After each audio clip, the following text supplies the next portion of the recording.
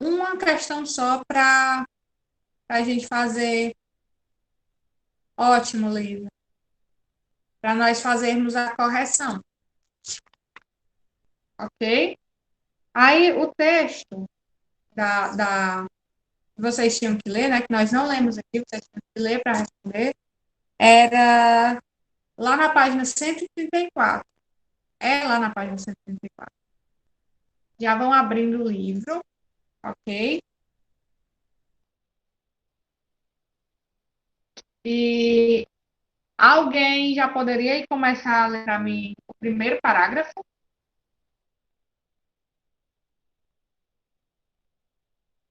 Ok, Stephanie.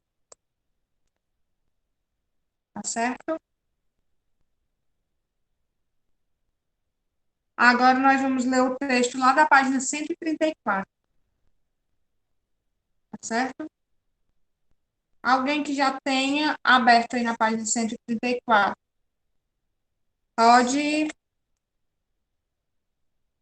ler o primeiro parágrafo? Ou eu posso ir chamando vocês pelo chat? Pela ordem. Eu, tio, quero. Pronto, Letícia, pode ler. Deserto do Atacama. Paisagens do espaço, secura e poucos sinais de vida. Difícil ver sinal de vida ao redor da paisagem de pedras e areia. O único barulho, além das próprias pessoas, é o do vento, que chega frio e com leve gosto de sal. O imenso céu azul está tão próximo que parece ao alcance das mãos. No desolado centro do deserto do Atacama, a sensação é a de que estamos em um outro planeta, muito distante do nosso. O solo, extremamente ressecado, é o mais parecido com o de Marte. A umidade do ar é tão baixa que, aliada à limpeza da atmosfera e à altitude elevada em relação ao nível do mar, tornou o lugar um dos mais propícios do planeta para observações espaciais. Tamanha é a nitidez com que se pode observar o céu. Pode continuar. Ou alguém quer ler? Ao, Pode ao continuar. todo, essa região árida estende-se por 1.000 quilômetros do norte do Chile até a fronteira do Peru. A área que em- Engloba. engloba o deserto do Atacama do Chile, a 1.300 quilômetros de Santiago, na costa oeste da América do Sul, esconde um dos meios mais rígidos para o surgimento e desenvolvimento da vida na face da Terra. Nas regiões centrais dessa estreita faixa de Esse espremida entre o Oceano Pacífico ao oeste e a Cordilheira dos Andes ao leste, existem lugares nos quais nunca foram registradas chuvas. Os flamingos rosados, habitantes da planície do sal desse deserto, o salar de Atacama, são um bom exemplo de espécie adaptada. Nesse local, a água que veio da Cordilheira dos Andes, formando lagos azuis, evapora mais rapidamente do que é reposta pelas chuvas, e os sais minerais permanecem. O resultado é uma quantidade enorme de imensos lagos de sal que impregnam o organismo do flamingo.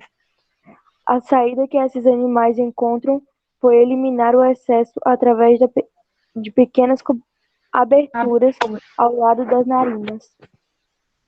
Tal qual o flamingo, algumas plantas também dão um jeito de sobreviver nesse local inóspito. A vegetação dioma mais importante ecossistema da região, por exemplo, vive da umidade da névoa que se esconde condensa. na superfície das pedras. Essa neblina, chamada de camachacas, é o resultado da ação da corrente de Humboldt, que esfria o ambiente do Pacífico durante o inverno. A consequência biológica também colabora para deixar a passagem mais charmosa com a neblina matinal. Poucas espécies animais habitam nos lomas. alguns mamíferos, pássaros e lagartos. A lhama, da família do carneiro, é um animal que atrai a atenção dos visitantes e é bastante presente na passagem desértica. Infelizmente, um dos tipos de lhama, o guanaco, que era comum nos lomas e nas áreas costeiras, está cada vez mais sumido devido à caça. Apesar da secura e pobreza das opções para o desenvolvimento, diversos grupos humanos ocupam o deserto durante os últimos 12 anos. Hoje, moram 750 mil habitantes concentrados nas cidades litorâneas, pelos de mineração, vilas de pescadores e oásis. São descendentes de espanhóis, escravos africanos e indígenas que saíram dos Andes. O processo de povoamento da região costeira foi favorecido pela riqueza de nutrientes das águas da corrente marítima de Humboldt no Pacífico. A área próxima ao rio Loa, no norte do deserto, foi ocupada pelos chinchorros, o primeiro grupo humano a desenvolver a mumificação artificial. Algumas das múmias mais antigas do mundo, com mais de 9.000 anos, foram encontradas lá. Não é difícil entender o porquê. A ausência de umidade faz com que artefatos e objetos fabricados há milênios permaneçam em excelente estado de conservação. Um tesouro para arqueólogos. O aspecto assustador dessas condições é que há cidades fantasmas nas áreas centrais, com casas onde não mora ninguém, mas que permanecem por anos com a mesma aparência de quando foram abandonadas. A impressão que se tem é que poucas horas atrás havia pessoas ali. Obrigada, Letícia. Pronto.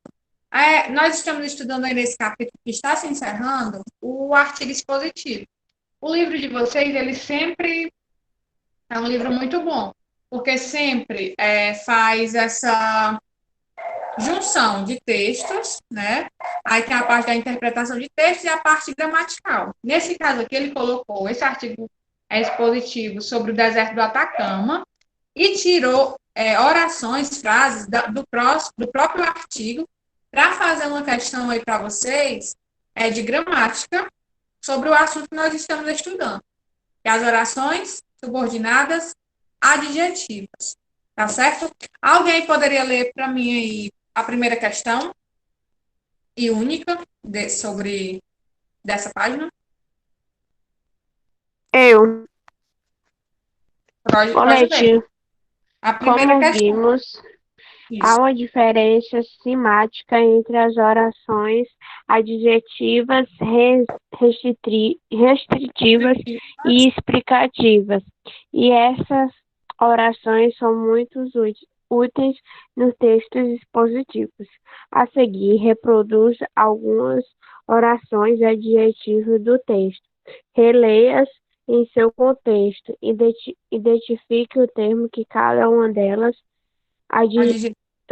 adjetivas e classifique como restritiva ou explicativa, que chega o frio, e como leve gosto de sal. Primeiro parágrafo.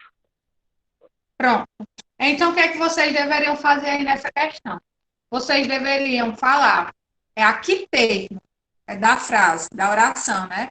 Essa oração adjetiva se refere e dizer se ela é uma oração subordinada adjetiva explicativa ou restritiva. Lá no primeiro parágrafo, tem assim, tem só uma parte, né? Tem só aí a oração subordinada, que diz assim, que chega frio e com leve gosto de sal. O que é que chega frio e com leve gosto de sal? Segundo aí o texto. Qual é o termo? Aqui essa oração subordinada. Perfeito, Letícia. Ao vento. E essa oração, então, vocês tinham que colocar vento, ponto. E dizer se é explicativa ou se é restritiva. Foi o que vocês colocaram.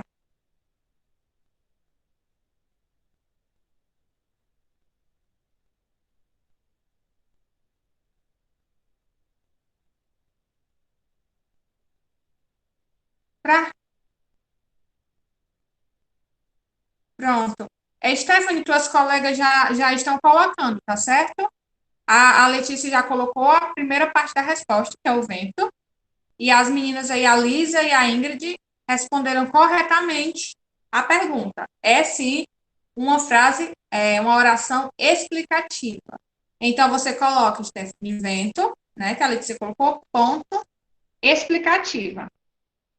Certo? Para responder essa questão, porque aí nessa questão só tem a parte da oração adjetiva, não tem a oração principal. Então, você tinha que ler lá no texto para você conseguir responder, tá certo? Letra B. Vai ler, Stephanie.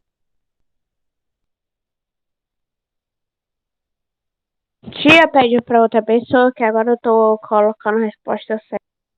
Ok. Alguém pode ler ou eu leio?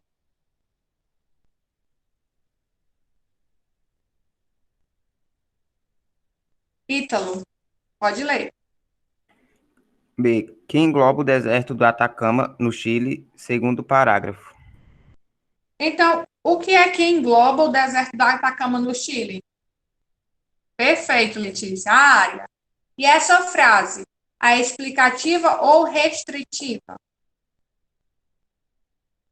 O que é que vocês colocaram? Perfeito, João Lucas. Correto. Então, na alternativa B, você coloca a área, né, que é a resposta da primeira pergunta, ponto, restritiva, ponto final.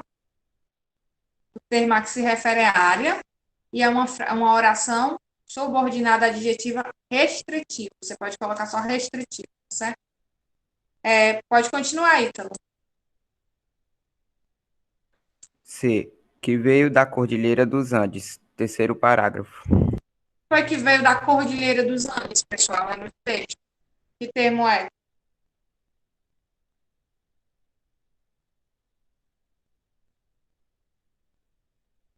Exatamente, Letícia, a água. E essa oração é explicativa ou restritiva?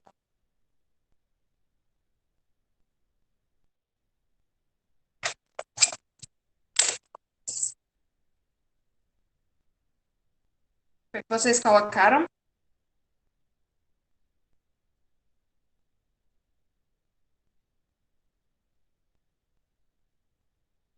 Perfeito. Restritiva, isso mesmo, meninas. Sara e Ingrid, correto. Vocês coloquem a água, ponto, restritivo.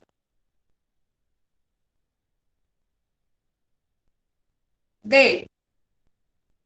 Pode ler, então.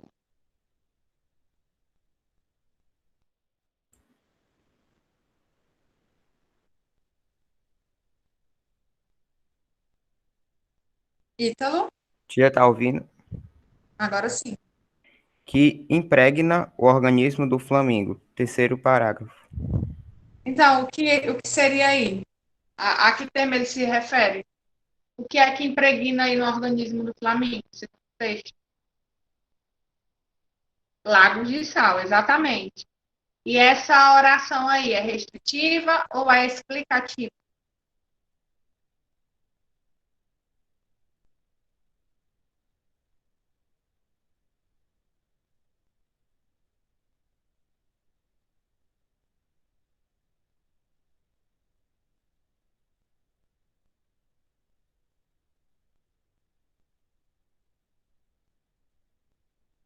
Lagos de sal. Na verdade, essa oração aí também é restritiva, ok?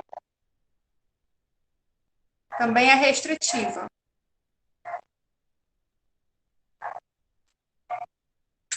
Letra E.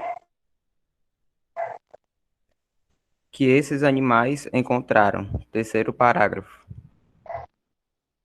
A saída, exatamente. É restritiva ou explicativa?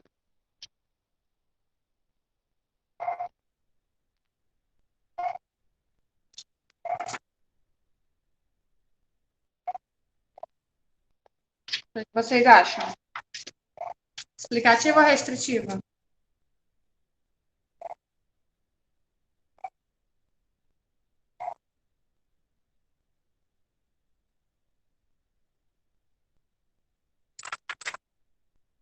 Vamos antecipar. Pessoal, essa frase aí também é restritiva, tá? Essa oração. Todas aí, com exceção da letra A, são restritivas. Só a letra A é explicativa, ok? Pronto. Aí, para encerrar o capítulo, né? Nós vamos encerrar esse capítulo hoje, se der tempo. Eu acredito que vai dar. A gente encerra e amanhã a gente encerra esse assunto do seminário. Vamos sim, viu, Letícia? A partir da próxima semana. A gente tem que usar os dois.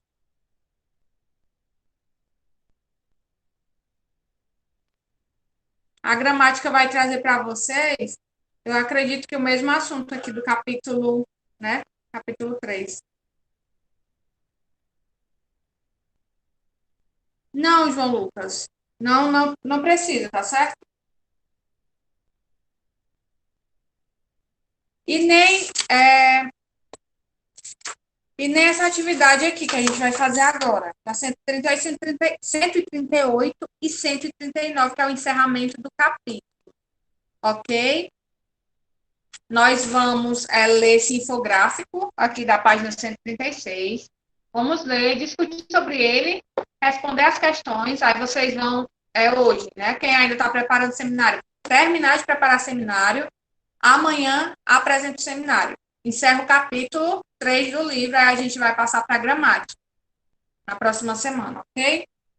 Para depois entrarmos no capítulo 4, que já vai trazer outros tipos de orações subordinadas. O que foi que vocês acharam, pessoal, das orações subordinadas adjetivas? Deu para compreender? Ficou entendido?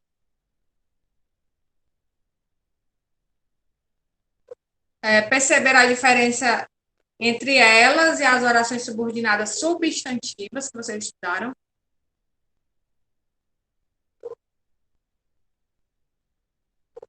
Ótimo.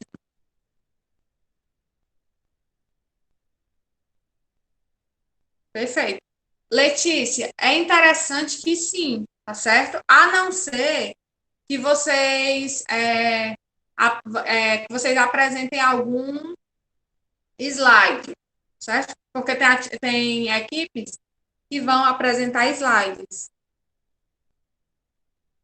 E tem equipes que não vão apresentar. Então, as que forem apresentar, deixa o slide na tela, certo? As que não forem apresentar com slide, é interessante que sim, quando for a sua vez, você ligue a sua câmera. Como um seminário, tá? Normal.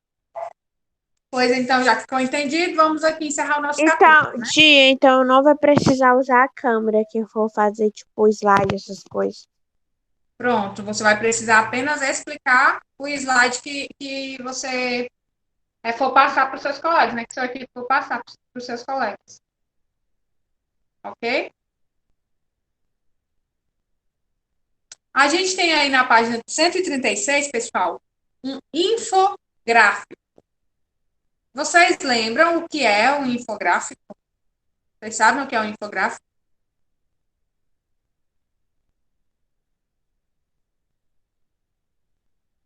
Quem poderia explicar aí o que é um infográfico? Com suas palavras? Vocês entendem por isso? Tia, eu entendo que é notícia que tem imagens e texto. Exatamente, são textos que aliam né, a escrita com as imagens, para trazer informações. Né? São textos que usam dessas imagens, seja imagens, como tem essas imagens que tem aqui, mapas, sejam gráficos, mas usam de imagens para facilitar o nosso entendimento daquele texto. Tem a parte escrita e as imagens, né? Os gráficos, os mapas, alguma imagem. Eu queria que alguém lesse aqui a primeira parte do infográfico, depois uma pessoa lesse a parte número 1, outra a parte número 2, outra a parte número 3 e outra pessoa a parte número 4. Vamos começar aqui pelo início, né? Obviamente, do texto. Quem é que já pode iniciar? As pessoas que não estão participando, que ainda não leram, eu acho que seria interessante vocês também participarem, certo? Ótimo, João Lucas. Pode começar. A partir desse negócio de solo arenoso, né, tia? Isso. Solo arenoso. Clima quente, seco e índices pluviométricos baixos ao longo do período. Essas condições permitem classificar uma região como desértica. Os desertos que conhecemos hoje mantêm essas características há milhares de anos. Isso significa que eles não se formam de uma década para outra, mas se o esgotamento de solos tem provocado a expansão rápida de terrenos arenosos. Obrigada, João Lucas. Então, aí fala, né, sobre o processo da desertificação. Aí nesse quadro 1, alguém poderia ler?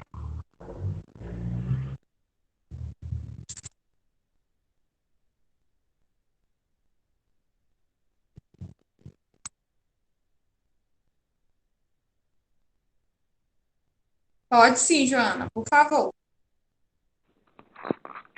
Em áreas com terrenos arenosos, a mata nativa é essencial para proteger o solo da degradação. As raízes das árvores sustentam a terra e retêm a água, evitando a erosão. A situação começa a mudar quando a área é ocupada de maneira predatória. O desmatamento da vegetação nativa ou das margens de rios, as queimadas, a agropecuária intensiva, o uso indiscriminado de agrotóxicos e as práticas inadequadas de irrigação podem iniciar o processo de desertificação. Pode ler esse quadro amarelo também, Joana, por favor. Posso. Um continente que seca. A África é, de longe, o continente mais atingido pela desertificação. Na borda sul do deserto do Saara, uma região do tamanho do estado de Minas Gerais virou areia nos últimos 50 anos. Hoje, a ameaça de desertificação atinge quase 2/3 do continente. Além das constantes secas, os solos sofrem com a substituição das lavouras de sustento por culturas de exportação desde os anos 1940. O problema tem consequências sociais graves. Nas próximas 2 décadas, cerca de 60 milhões de pessoas devem deixar as terras atingidas pela desertificação, migrando para outras regiões da África ou para a Europa. Obrigada. Parte 2. Quem pode ler?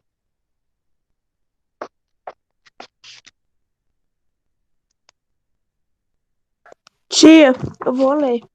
Certo, pode ler. Com a ocupação da agropecuária da parte da mata ativa é derrubada para dar outro lugar à plantação e poços, sem a proteção das raízes e o solo prende a matéria orgânica e começa a ter camadas removidas a cada nova cultura. A regagem de terrenos e a ação da chuva carrega nutrientes do solo, que tem a sua espessura original diminuída. A terra nua sofre com a erosão e os deslizamentos da terra e há uma redução do volume do leito dos rios. Ótimo. Parte 3. Quem pode ler? Lá embaixo. Eu vou ler. O mau uso do solo acaba com a produtividade nas terras baixas e força o agricultor a desmatar uma área na encosta para prosseguir com o plantio. Nessa região, os efeitos da erosão são ainda mais rápidos. As terras abandonadas só servem como pasto para o gado. Em alguns anos, a produtividade nas encostas também diminui e a faixa plana vira areia. Perfeito. Parte 4. Quem pode terminar aí a leitura? Pode terminar, Sara, por favor? Posso. Em poucas décadas, a região fértil e verde dá lugar a um terreno arenoso e improdutivo, com a ação do vento e da água. Toda a faixa do solo desaparece e só sobra areia e rocha. Mas isso não significa que um deserto tenha se formado, porque a desolação tem remédio. A desocupação do local é o primeiro passo para gramíneas e capins mais resistentes voltem a aparecer. A recuperação total do solo, entretanto, pode demorar séculos. Pronto. Então, vocês viram aí que esse infográfico tem problemas, Stephanie. Às vezes acontece isso mesmo. Vocês viram aí que esse infográfico dá diversas informações a vocês, a nós, né, leitores, de como é que se formam esses desertos, né, da ação que causam esses lugares a ficarem desertos. Aí termina falando que quando acontece tudo isso que vocês leram, não é obrigatoriamente aquilo ali virou um deserto. Pode voltar a ter vida ali. Porém, é quando terminei dizendo que mas isso não significa que um deserto tenha se formado, porque a desolação tem remédio. A desocupação do local. Então, aquele local tem que ser desocupado para que naquele lugar possa existir vida de novo, possa nascer plantas de novo. Porém, isso demora séculos, né? Então, a ação do homem na natureza é muito, muito forte, causando problemas que para que esse problema seja resolvido, demora séculos. Então, vocês perceberam que em todo o capítulo, os artigos expositivos sempre vieram falando sobre esses problemas naturais, né, causados pelo homem, pela ação humana.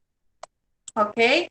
Aí, na questão 1, da página 138, diz assim: o infográfico é um gênero textual muito utilizado como ferramenta de apoio para textos informativos em geral, como artigo expositivo e seminário. A intenção é organizar as informações e apresentá-las junto às imagens, o que facilita a assimilação por parte do interlocutor e atrai a sua atenção. Assim, na infografia, textos verbais e imagens são interdependentes. Analisando o infográfico, assim surge um deserto, responda às questões a seguir. A. Nos infográficos, é muito importante deixar clara para o leitor a sequência de leitura que deve ser seguida, como essa ordem é apresentada no texto lido. Vocês percebem que quando a gente vai ler o texto, a gente sabe onde é que a gente precisa ler primeiro, segundo, terceiro, porque senão a gente ficaria perdido. Nesse infográfico, como é que isso é proporcionado ao leitor? Exatamente, Stephanie. Através de números, né? Numerado. Qual a parte que você precisa ler primeiro e na sequência. Perfeito. B. O texto foi publicado na revista Nova Escola. Em que seção da revista ele foi publicado? Procurem aí em que seção esse texto foi publicado.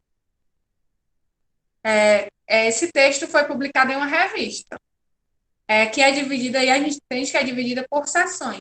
Em qual seção esse texto foi escrito nessa revista, pessoal? Procurem aí no texto.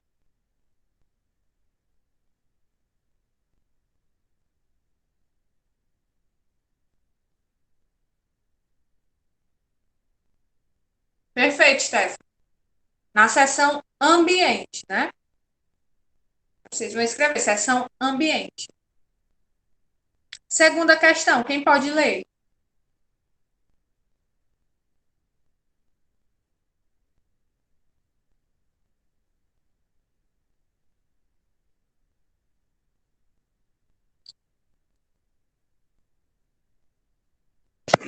Eu leio. Pode ler, por favor. Analise as informações abaixo. Primeiro, há um erro na ordenação dos textos. De acordo com a sequência da leitura, os textos 3 e 4 devem mudar de numeração. 2. Para facilitar a ordenação da leitura, podemos trocar os textos 3 e 4 de posição, mas é preciso manter a numeração. 3. Para construir o texto, foi necessário recorrer à ajuda de um especialista no tema. 4. Ao longo da leitura, é possível perceber claramente a relação de causa-consequência, o que caracteriza a argumentação. 5. Para facilitar a compreensão do leitor, podemos ordenar os desenhos com os algarismos 1, 2 e 3, da esquerda para a direita. Você tinha que, a gente tem que marcar aí a opção que só tem afirmações verdadeiras sobre o texto. Vamos aí observar. Na 1, diz que há um erro na numeração. Vocês acreditam que há um erro na numeração do texto, pessoal? Essa informação é verdadeira? Há um erro? Tinha sim, porque aqui, ó, começa do 1, aí vai pro 2. Aí o lado do 2 tá o 4 e lá embaixo tá o 3. Era pra estar o 3 do lado do 2 e o 4 lá no final. Eu acho que é assim. Pronto, Stephanie. Eu entendi aí o seu posicionamento. Realmente poderia ser trocado. O 3 poderia ir para o 4. O que está escrito. Porém, aí está falando da ordem dos números, tá certo? Se eu trocasse os números, onde tem o 4, eu colocasse o 3, e onde tem o 3, eu colocasse o 4, será que as informações do texto ficariam em ordem? Ficaria correto? Exatamente, Ítalo. Em relação ao conteúdo que está escrito. Ficaria em ordem? Se eu colocasse o 3? Não. Então, exatamente. Então, essa informação é falsa. Certo? Isso. Agora, na 2. Para facilitar a ordenação da leitura, podemos trocar os textos 3 e 4 de posição, mas é preciso manter a numeração. Nesse caso aí sim, Stephanie, é o que você está falando. Mudar os textos de posição, porém permanecer com a mesma numeração. Entendeu?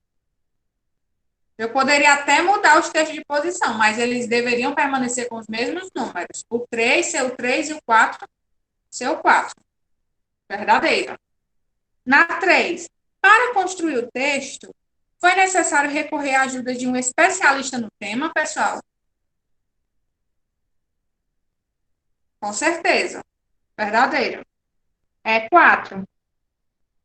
Ao longo da leitura, é possível perceber a relação de causa-consequência, o que caracteriza a argumentação. É isso que caracteriza a argumentação? Não. E 5. Para facilitar a compreensão do leitor, podemos ordenar os desenhos com os algarismos 1, 2 e 3, da esquerda para a direita. Isso, pessoal. Letra D. Correto. Então, a opção correta aí seria a letra D. Terceira. Nosso tempo já está correndo. Leia a introdução do infográfico. Solo arenoso, clima quente e seco e índices pluviométricos baixos por longo período. Essas condições permitem classificar uma região como deserto. Os desertos que conhecemos hoje mantêm essas características há milhares de anos. Isso significa que eles não se formam de uma década para outra, mas o esgotamento dos solos tem provocado a expansão rápida de terrenos arenosos. No capítulo anterior, vimos que a palavra que, ao introduzir orações subordinadas substantivas, é chamada de conjunção integrante. Já neste capítulo, nós vimos que ao introduzir orações subordinadas adjetivas, a palavra que assume a função de retomar o termo que a antecede e relacioná-lo à oração que introduz. E, nesse caso, assume a classe dos pronomes relativos. A oração da qual faz parte é subordinada adjetiva. Nos casos destacados, como se classifica a palavra que? Aí, tem que em 1 e que em 2. No exemplo 1, o que é pronome relativo ou é conjunção integrante? O que vocês acham?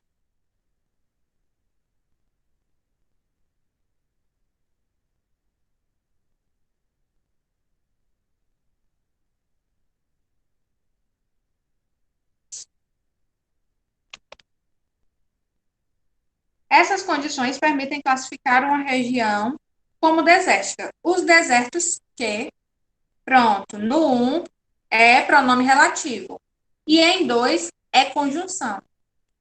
Ítalo, quando você pode trocar por os quais, as quais, o que é pronome relativo.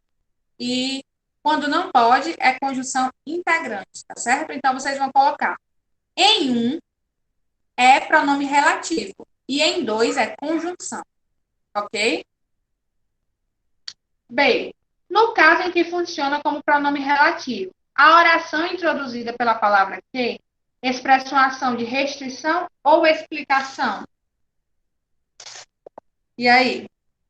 No primeiro caso, esse que aí está explicando ou restringindo?